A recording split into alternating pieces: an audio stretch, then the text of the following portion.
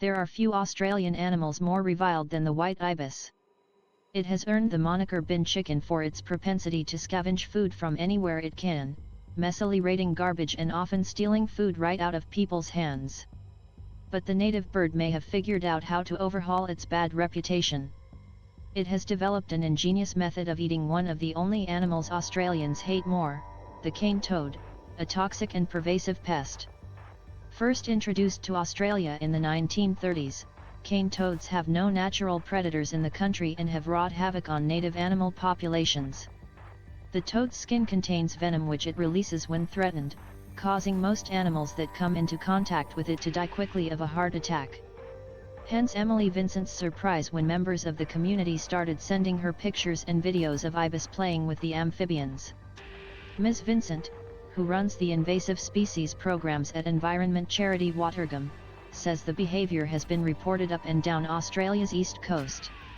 Ibis were flipping the toads about, throwing them in the air, and people just wondered what on earth they were doing, she told the BBC. After this they would always either wipe the toads in the wet grass, or they would go down to a water source nearby, and they would rinse the toads out. She believes it is evidence of a stress, wash, and repeat method that the birds have developed to rid the toads of their toxins before swallowing them whole. It really is quite amusing. It isn't the first time birds have been spotted eating cane toads, Macquarie University professor Rick Shine told the BBC. They seem to be less susceptible to the poison than other animals, like snakes, mammals, or crocodiles. But they can still die from too much of it and it tastes awful, Professor Shine says. So as the species spread across Australia, birds like hawks and crows rather quickly figured out how to eat around the poison glands on their shoulder. They would flip the toads on their back and rip out their insides, leaving the glands untouched.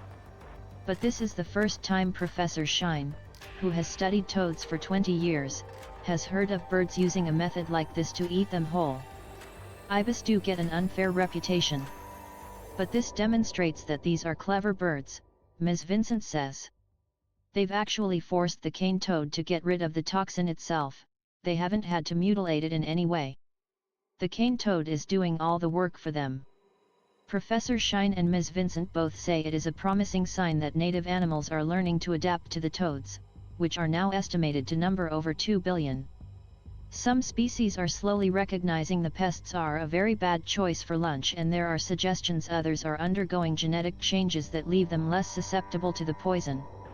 And then there are animals like the ibis that have worked out how to eat toads safely, which could help bring the population back under control. They've got an incredible breeding capacity, so with every female cane toad that's removed from the environment, it's the prevention of up to 70,000 new cane toads each year, Ms. Vincent says. Most of the heavy lifting is being done by animals that Australia loves to hate, like the ibis, rodents, or ants, Professor Shine says.